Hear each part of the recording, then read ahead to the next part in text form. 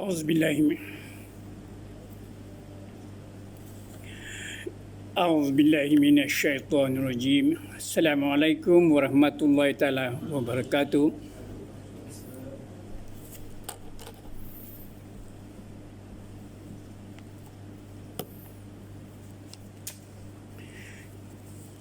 Yang saya muliakan Tuan Haji Zakinin bin Nabin, Pengurusi Masjid Nurul Iman, Kampung Pituru, Taman Pantai Langkawi, Sabah. Tuan Alimin, Pengurusi Biro Dakwah, Tuan Haji yang di dekat pengurus itu, dan di sebelah kanan saya, di depan saya, Tuan Haji. Setiausaha belum siap ya. Dan EJK Bilal, tidak lupa Bilal tadi. Alhamdulillah. Selamat berjumpa kembali tuan-tuan haji, adik-adik di luar. Jadi saya senyum dengan ikhlas. Kita sama-sama senyum dengan ikhlas. Dan itulah tajuk ceramah saya pada malam ini, tuan-tuan. Jadi senyum ini, tuan-tuan, pun kita ingin berfungsikan, memperjernihkan kekeliruan dalam sesuatu yang kita lakukan dalam diri kita. Jadi senyum itu, tuan-tuan, saya gantikan dengan sedekah, tuan-tuan ya. Jadi hidup bermakna dengan sedekah. Itulah hidup bermakna dengan sedekah. Jadi senyum itu di dalam sedekah, tuan-tuan. Jadi banyak, luaslah pengertian sedekah, tuan-tuan. Jadi mudah-mudahan saya menjuruskan ceramah yang bertajuk hidup bermakna dengan sedekah, tuan-tuan, secara dakwah rohani. Ini bermakna penjelasan penguraian mengenai berdasarkan hukum fiqh. Saya tidak gunakan, tetapi apa yang saya gunakan sebagai seorang sukarelawan perkim, sebagai seorang pendakwah, saya lebih menjurus kepada dakwah rohani, tuan-tuan. Rohani dalaman kita, tuan-tuan. Rohani memerlukan makanan, doa-doa, nasihat-nasihat, kalimat-kalimat Allah, dan memerlukan sentuhan-sentuhan kata-kata Allah dalam Al-Quran dan pesan-pesan Rasulullah SAW dalam hadis. Itulah hajat, mudah-mudahan saya dapat berkongsikan tajuk ini dengan lebih baik, mudah difahami, dan apa yang kita sama-sama mendapat pahala amal jariah, tuan-tuan. Saya mendapat pahala menyampaikan ceramah pada malam ini, majlis ilmu, dan saya bergembira juga, tuan-tuan, mendapat juga pahala seperti yang saya peroleh dengan cara tuan-tuan dapat menyampaikan ilmu yang kita kongsikan kepada kawan-kawan, keluarga, dan seterusnya, tuan-tuan, insya-Allah ya. Dan bagi tuan-tuan haji yang sudah mempunyai ilmu lebih baik daripada saya ini baru belajar, tuan haji ya.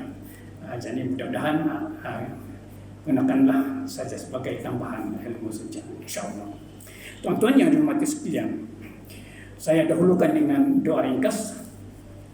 Alhamdulillahirabbil alamin, wassalatu wassalamu ala asyrafil anbiya'i wal mursalin sayyidina Muhammadin wa ala alihi washabihi ajmain.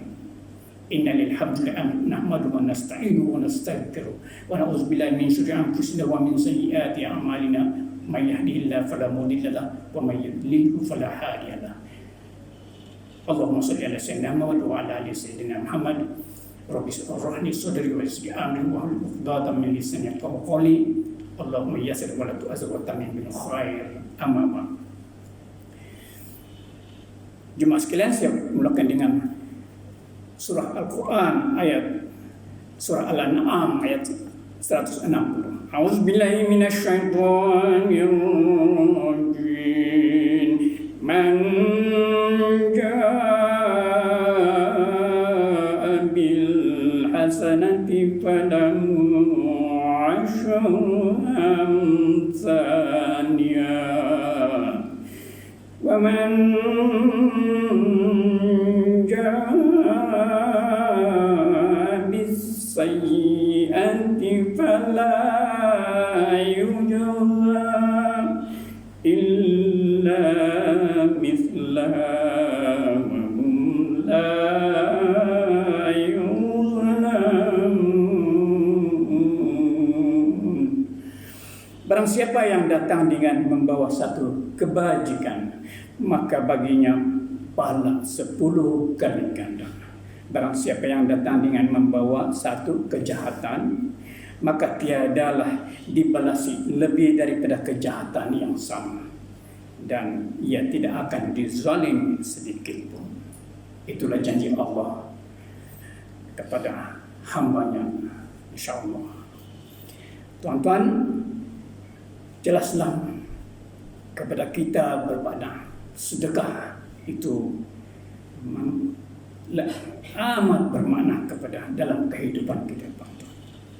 Kalau kita perhatikan riwayat hadis Imam Ahmad, Rasulullah SAW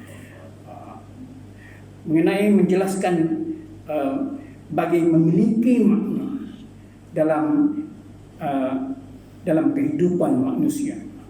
Rasulullah SAW berpesan bahwa, kata Rasulullah SAW, setiap jiwa diwajibkan bersedekah setiap kali matahari terbit. Tuan-tuan, asal saja kita bangun matahari terbit, tuan-tuan, saat itulah sampai terbenam matahari, tuan-tuan, Rasulullah kata wajib setiap jiwa, bermakna insan, setiap insan buat diwajibkan bersedekah. Tuan-tuan, jadi kalau itulah kekeliruan yang kita berhalusi sekarang, kongsikan ini ialah apakah membebankan sedekah, tuan-tuan, dan apakah kumpulan yang lain terkecuali daripada sedekah. Hanya kita inilah apa itu, kita punya konsep objektif yang kita kongsikan, ya. Jadi menjurus kepada hadis tadi, tuan-tuan, ialah ya ini amalan kita berbuat adil di antara dua hamba Allah, dua orang, berbuat adil kepada mereka, itu adalah dikira sedekah. Membuang duri dari jalan orang, tempat orang melintas, itu adalah sedekah, tuan-tuan. Dua, mengucapkan perkataan yang baik, tuan-tuan, itu sedekah, tuan-tuan. Dan setiap langkah menuju ke salat, kita sudah memiliki sedekah dengan menghadiri ke masjid, tuan-tuan. Amin. Jadi jelasnya, tuan-tuan, sedekah memiliki makna yang sangat luas. Jadi kita bagi jernihkan kekeliruan untuk kita pahami semua, ya. Tidak dibatasi dalam bentuk material, tuan-tuan. Bukan hanya orang-orang yang mampu, orang-orang kaya saja bersedekah, tuan-tuan. Orang miskin pun wajib bersedekah, tuan-tuan, dengan bentuk yang pelbagai, bukan berbagai, ya, pelbagai yang saya sebutkan tadi, tuan-tuan, ya. Jadi siapa saja yang melakukan perbuatan yang baik antara satu dengan yang lain, bermakna lebih kepada hablum minan nas, hubungan antara manusia. Hablum minallah itu kita dengan Allah, itu merujuk kepada iman, tuan-tuan. Ini hablum minan nas, sebab kita memberi, tuan-tuan, ya. Jadi, tuan-tuan, coba kita renung. Ini kes-kes terpencil, tuan-tuan, ya.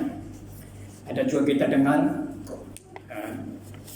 ini kes terkecil tuan-tuan yang kurang-kurang sama ada tuan-tuan dengar atau merasa dengar ini kes-kes seperti ini kata-kata tuan-tuan ya.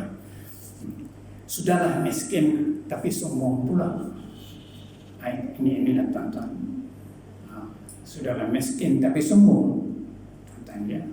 Tetapi kalau kita ahli psikologi tuan-tuan, ahli psikologi, dia seseorang yang menghadapi macam itu tuan-tuan, kita juga perlu membantu beliau tuan-tuan. Beliau tidak tahu tuan-tuan, beliau tidak sedar. Samalah dengan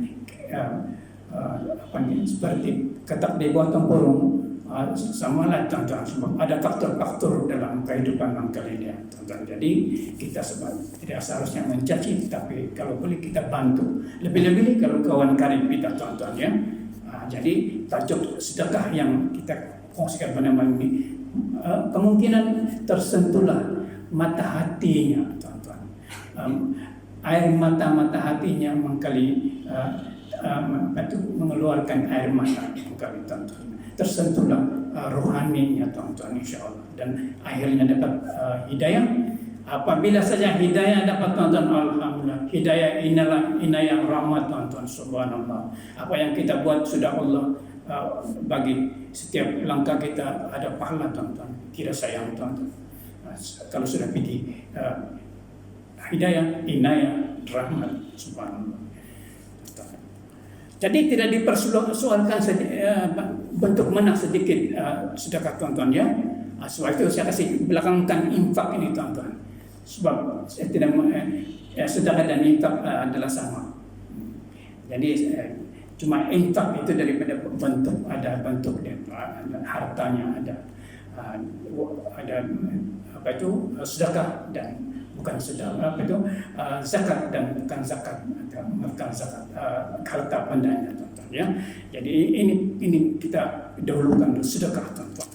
Jadi sedekah adalah penting dengan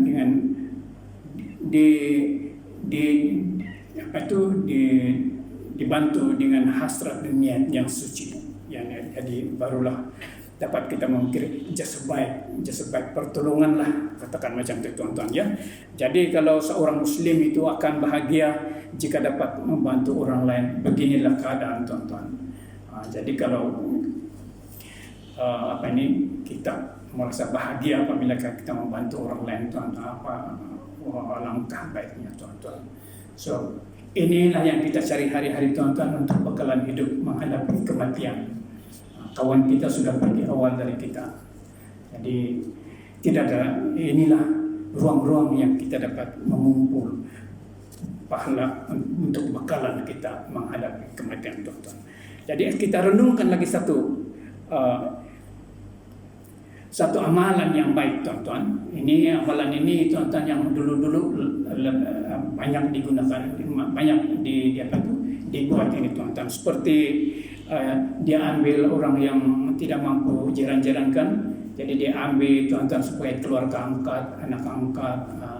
Jadi anak yatim pun dia ambil sebab anak angkat dia tuan-tuan. Kalau di kampung-kampung itu tuan-tuan, sampai anak itu panggil Pak, dia panggil Bapak tuan-tuan. Subhanallah. Jadi ganjaran itu tuan-tuan nanti kita bagaimana Allah dan hadis mengukur kita punya jasa baik dengan adanya program anak angkat ini tuan-tuan ya. Jadi ini poin yang ke-7 tuan-tuan. Jadi semua sekali 17 yang saya ambil yang rasa penting sehingga masa waktu Isya tuan-tuan ya. Harap kita dapat mendapat penjelasan yang baik. Kalau kita perhatikan yang poin saya yang ke-7 tuan-tuan, ini gambaran Rasulullah SAW lagi menyentuh hati kita tuan-tuan, yang sangat indah dari Nabi Muhammad SAW mengenai kita untuk kita bersedekah tuan-tuan. Kata Nabi Sallallahu Alaihi Wasallam, takutlah kalian dengan siksa neraka walaupun dengan bersedekah sepotong kurma. takutlah kalian dengan siksa neraka walaupun dengan bersedekah sepotong kurma. Maka apabila kalian tidak menemukan kurma itu, cukuplah dengan perkataan yang baik. Ini hadis riwayat Muslim, tuan-tuan. Jadi jelas perkataan yang baik sejak sudah sedekah, tuan-tuan. InsyaAllah. Janganlah kira kita baik, kawan kita tidak baik. Jangan kira macam tuan-tuan. Sebab pahala itu kita dalam hati ikhlas kita buat baik karena Allah, bukan karena kawan itu kan. Dan sedekah pun kita tidak memintakan balasan. Itulah adabnya dia syarat-syarat sedekah, tuan-tuan. Kita tidak memerlukan balasan. InsyaAllah, tuan-tuan. Jadi apakah poin yang ke-8, tuan-tuan? Apakah dia yang sebaiknya, bentuk sedekah yang sebaiknya, tuan-tuan, ialah amal jariah. Amal jariah, tuan-tuan, yang kita sudah meninggal pun mengalir sejak pahala, tuan-tuan. Subhanallah. Kalau infak tadi dia mengorbankan, memberi bantuan untuk membina pusat-pusat tahfiz, membina masjid surau, kan, itu mungkin kita tidak mampu. Tetapi amal jariah yang lain itu, tuan-tuan, pun banyak yang kita boleh lakukan dengan semudah-mudah, seringan-ringannya, tanpa mengira bentuk berapa banyak sedekah yang kita berikan, tuan-tuan. Jadi, tuan-tuan, apabila kita amal jariah ini ialah pahalanya mengalir walaupun orang melakukannya telah meninggal dunia. Jadi, tuan-tuan, ya. Jadi macam mana amal jariah ini, tuan-tuan, ialah seperti kita buat sekarang inilah. Jadi kalau tuan-tuan ingat ini tajuk ni, tuan-tuan, kalau jumpa di rumah kasih pesan dari Ustaz tadi, tajuk dia ini amal jariah, tuan-tuan. Subhanallah. Ya, senang saja. Yang penting dapat dia dengar, dia dapat menyampaikan, tuan-tuan. Mana tahu dia ada lagi kita beli tambah-tambah lagi, tuan-tuan, untuk mendakwakan rohani, ya, tuan-tuan. Boleh lagi inovasi, membentuk lagi ayat-ayat lain yang tidak semestinya apa yang saya sampaikan, tuan-tuan. Itulah namanya dakwah, yang menarik dalam hati seluruh, tuan-tuan. Hadis riwayat Bukhari Muslim, tuan-tuan, kata Rasulullah SAW, sabda Rasulullah SAW, apabila meninggal anak Adam, maka terputuslah amal kecuali 3 hal. Inilah yang kita ingin tahukan: sedekah jariah, ilmu yang bermanfaat, dan anak soleh yang mendoakan kedua orang tuanya. Subhanallah. Jadi siapa yang Allah kurniakan anak yang saleh, tuan-tuan, bersyukurlah, tuan-tuan. Bukan senang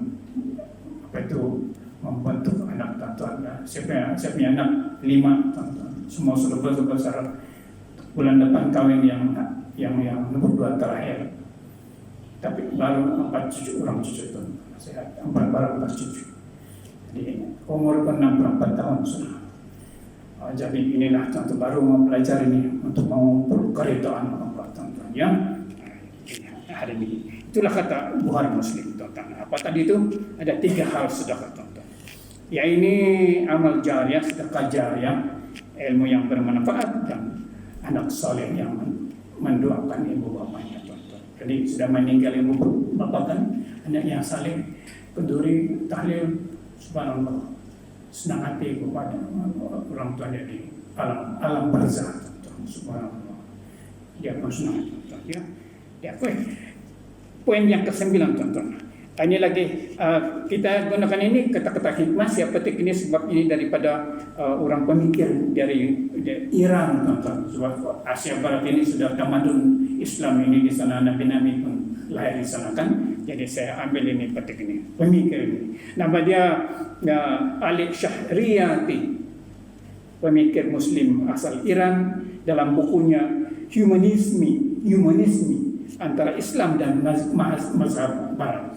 dia kata macam antara mazhab Barat dan Islam, ya. Seseorang yang saleh, kata beliau, tak akan dibiarkan sendiri oleh kehidupan. Jadi orang itu dengan kehidupannya. Jadi orang yang saleh, tuan-tuan, kehidupan itu sendiri tidak membiarkan orang yang saleh ini.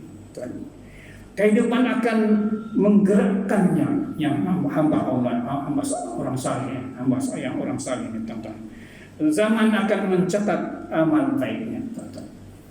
Jadi kita itu pengertian yang terang ialah orang saleh ini, tuan-tuan, dia menepati hadis Rasulullah SAW, asal terbit saja matahari dia sudah pikirkan untuk bersedekah. Senyum saja, kata-kata baik, alangkah baiknya. Jadi kalau kita nampak kawan kita bangun saja, burung saja, terus lari, terus ambil dia punya kereta jalan terus, tuan-tuan, jangan kita ambil jangan kita pandang dia, mungkin dia terluka ke macam mana. Jadi kita bantulah. Inilah dakwah untuk juga sebagai amal jariah, tuan-tuannya. Nasihat menasihati dalam surah Al-As, tuan-tuan. Okey, jadi ayat nombor 10 ini, tuan-tuan, saya ambil yang penting, yaitu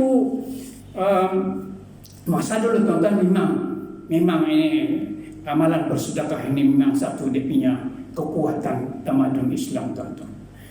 Sebab makanya ini pasal dulu banyak orang-orang alim, tuan-tuan. Sekarang ini zaman moden, tuan-tuan, zaman komputer lagi, tuan-tuan. Inilah materialistik lagi orang bilang kan. Inilah sedikit sebanyak mempengaruhi. Jadi tapi negara kita, alhamdulillah, dia meramaikan sudah ini pendakwa ini, penceramah sahabat pun baru 1 tahun, tuan-tuan. Jadi mau tidak mau pun sambil belajar, sambil juga kita menyampaikan ceramah yang seberapa yang sebaik mungkin, tuan-tuan, ya. Jadi itulah faktor sedekah ini, amalan dulu, tuan-tuan, zaman dulu, memberi tamadun yang tinggi kepada bukan saja agama tetapi kehidupan dalam keluarga, ya, dahulu. Jadi kita coba amalkan amal sedekah dalam hidup, tuan-tuan, ya. Jadi yang seterusnya, amalan bersedekah melatih bersifat penting diri sendiri. Jadi apabila kita ingin bersedia untuk menghadapi panggilan Allah, tuan-tuan, kesempatan sedekah ini, tuan-tuan, membantu kita, mendorong kita, tuan-tuan, menjadi seorang hamba Allah yang berakhlak mulia, tuan-tuan. Wah, jadi kalau berakhlak mulia, tuan-tuan, iblis pun takut, tidak dapat menggoda kita, tuan-tuan. Jadi kita terus dapat menghimpun pahala-pahala untuk pahala kita di hadapnya. Jadi Islam memanglah umatnya untuk melaksanakan konsep tolong menolong atau bantu membantu dengan amalan bersedekah. Jadi satu, kalau masyarakat Muslim kita tunjukkan adat hidup secara bersedekah, tuan-tuan, adalah sebagai orang bilang contoh kepada umat-umat lain, menarik lagi orang umat-umat kawan-kawan kita yang belum masuk Islam, tuan-tuan. Jadi ini dakwah sedekah ini satu juga, kalau di kampung-kampung hadiah lah banyak kan, hadiah yang ikhlas. Hadiah pun ada pahala, tuan-tuan, dengan syarat karena Allah, niat kita dulu. Siapa hadiah ini karena Allah. Sedekah juga. Sedekah itu bahasa Arab. Sedekah. Jadi di Melayu kan, tuan-tuan. Jadi kalau bahasa biasa itu hadiah. Ikhlas karena Allah. Hadiah yang ikhlas karena Allah. Itulah arti sedekah. Jadi tuan-tuan, saya skipkan di sana itu. Jadi kita sudah memahami bahwa melatih bersifat mengikiskan bersifat penting dari sendiri kita, kikis daripada diri kita, tuan-tuan. Itulah nikmatnya, maknanya untuk kita amalan kita bersedekah, hidup bersedekah, tuan-tuan. Hadis riwayat Abu Hurairah radhiyallahu anhu. Ini boleh menyentuhkan hati jiwa kita tontonnya. Hadis Rasulullah sallallahu alaihi wasallam ini kita apa kedudukan kita dengan Rasulullah di surga, tonton. Saya ketik lagi poin yang nomor 12 simpan. Rasulullah sallallahu alaihi wasallam bersabda, sesiapa menjaga anak yatim daripada kerabat atau bukan kerabatnya, saya dan penjaga anak yatim itu seperti dua jari di dalam surga. Jadi yang periwayat ini tanya, periwayat yang Malik, dia kata memberitahu Abu Hurairah ini, dia kata bagaimana Nabi Rasulullah SAW memberi isyarat. Dia kata telunjuk dan jari hantu. Macam mana telunjuk? Telunjuk jari hantu. Hantu ini kan? Atau berdua tiga nih telunjuk. Hantu mana? Di tangan. Wah, punya dekatnya, teman-teman. Itulah peace. Ini peace lah kan. Jadi Rasulullah di surga itu telunjuk. Yang pemberi penjaga anak yatim itu di tepinya. Subhanallah, tonton. Alhamdulillah. Tersentuh juga hati tonton ya. Termasuklah saya ambil lah itibar itu tonton.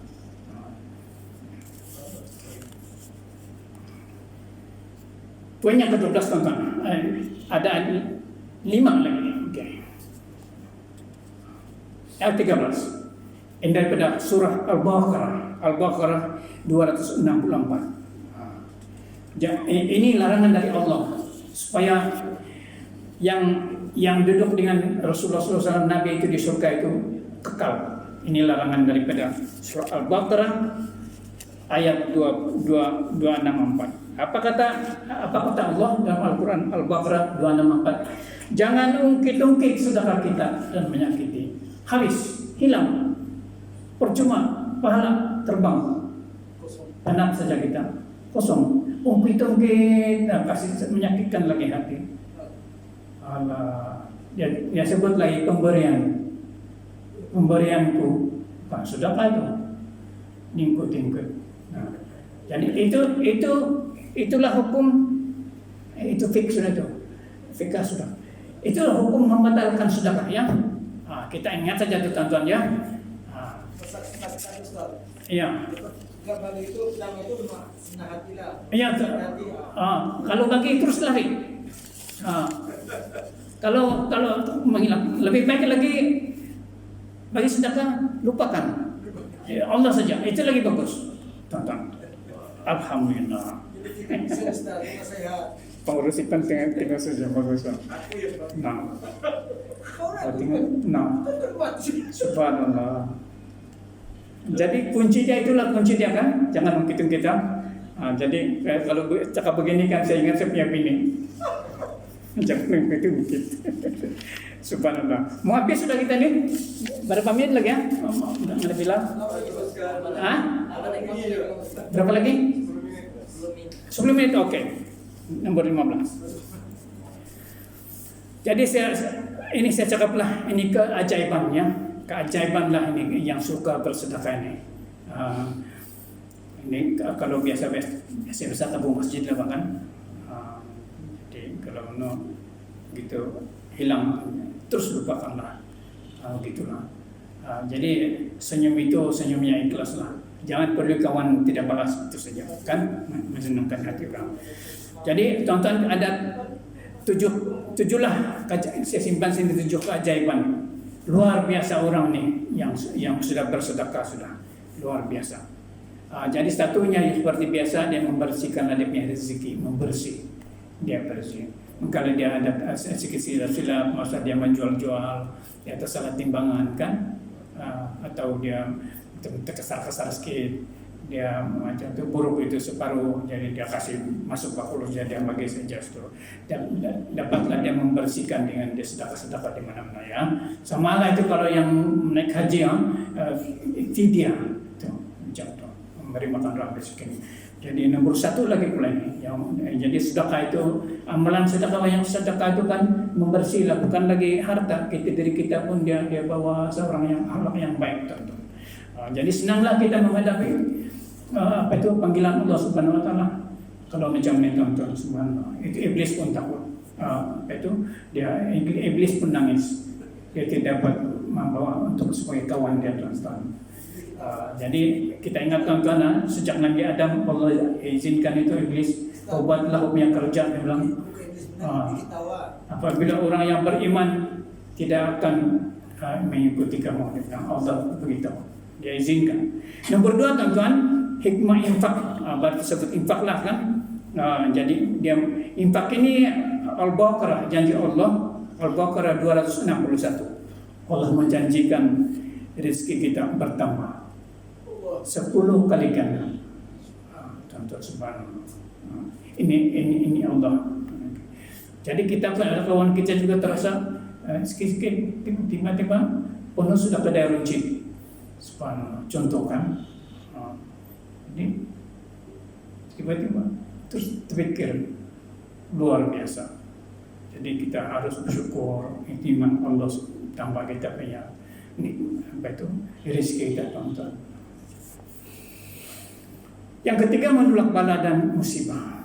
Jadi kalau biasanya daripada kita tidak sedekah, hilang mendapat tentu orang kan. Nanti orang tua yang biasanya itulah kau tidak sedekah, tinggal hilang sudah kau punya dompet. Bagi contohnya macam itulah Pak itu. Jadi dia RM5 tidak sedekah, lama-lama terhilang dia punya 200. Langkah baik RM5 tadi dia tarik balik-balikan. Ini memang maksudnya yang nomor 3 ini, menolak bala dan musibah. Nomor 4 yang ajaib ya tuan-tuan, yang orang yang suka bersedekah ini kan, hikmah infak diampuni segala dosanya. Amin. Ini dalam Al-Quran, infak mengampuni dosa. Dan ada sekejap lagi ada yang istimewa sekali.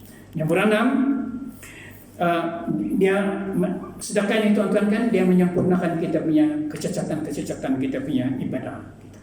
Salat ke ibadah-ibadah lain kan, dia jadi dengan sedekah itu dia kasih tampung macam itu lubang kan baju-baju itu dia tampal itu seperti itu lah tuan-tuan. Itu istimewanya, keajaibannya orang yang melakukan sedekah tuan-tuan. Yang ketujuh tuan-tuan, ini yang bagus. Ini riwayat Bukhari dan Muslim tuan-tuan. Ini di surga tuan-tuan ya.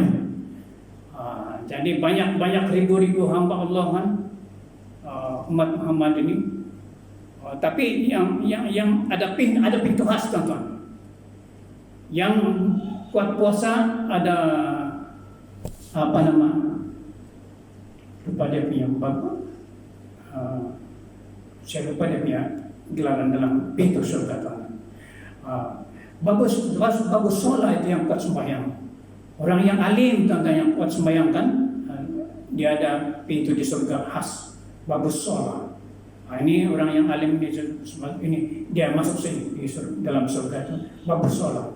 Kalau yang bersedekah itu tuan-tuan, bukan bagus salam yang di Mekah tuh, pintu masjid Mekah. Bagus sedekah. Jadi kita di surga nanti ada untuk yang suka sedekah ini tuan, kita masuk di pintu sana tuh. Bagus sedekah. Nanti saya cek itu pintu bagi orang yang berpuasa. Ada. Jadi kuat salat, kuat berpuasa dan kuat bersedekah, ada pintu-pintu khasnya, istimewa hamba-hamba Allah di surga. Selain daripada telunjuk dan hantu jari bersama Nabi Muhammad SAW. Itu kelebihan yang sedekah tuan-tuan. Nah, nama bisnis. Nah, jadi barulah kita tahu tuan-tuan ya sedikit fikih orang bilang kan hukum. Jadi sedekah dan fikih ini, sedekah ini macam umum sedikit lah. Jadi yang kalau infak ini tuan-tuan, dari segi kita punya harta tuan-tuan, kita menyumbang duit, bantu orang, duit, termasuklah itu zakat tuan-tuan. Jadi ini kalau kita membuat zakat kan, memang ada pusat zakat mengatur kita kan, tidak perlu khawatirlah sekarang, kita akan diurus oleh pihak zakat tuan-tuan. Jadi saya pikir dengan sentuhan-sentuhan hadis tadi itu, terutama bagus sedekah ini, dan terunjuk bersama Rasulullah di surga ini tuan-tuan, saya pikir kita semua tertarik juga, mulai bertambahlah kita hati kita untuk memperbaiki lagi kita punya minat kita untuk bersedekah tuan-tuan ya. Amin ya rabbil alamin. Jadi sebagai kesimpulan, balasan sedekah ini dalam Al-Quran dilakukan manusia dalam hidup ini seringkali dibalas oleh Allah, di dunia juga Allah balas tuan-tuan. Jadi kalaupun tidak semuanya kita perlu tuan-tuan, dengan itu rezeki yang bertambah tadi itu, Allah Subhanahu wa taala menjanjikan untuk balasan yang sempurna di akhirat tuan-tuan. Jadi kita tutuplah ya, mudah-mudahan semoga Allah lah Subhanahu wa taala meluaskan lagi rezeki kita tuan-tuan, untuk kita teruskan amalan bersedekah ini dan menjadikan kita orang yang suka bersedekah dan menjadikan orang yang saleh. Amin ya rabbil alamin. Aqul qouli hadza wa astaghfirullahalazim. Auzubillahi minasyaitonir bismillahirrahmanirrahim. Alhamdulillahirabbil alamin wassalatu wassalamu ala asyrafil anbiya'i wal mursalin sayyidina Muhammadin wa ala alihi washabbihi ajmain. Taqul rabbil Allahumma taqul rabbil zidni ilman warzuqni fahman. Allahumma rabbi habli minas sholihin. Subhana rabbika rabbil izzati amma yasifun. Wassalamun ala mursalin walhamdulillahi rabbil alamin. Wabillahi taufiq wal hidayah. Wassalamualaikum warahmatullahi taala wabarakatuh.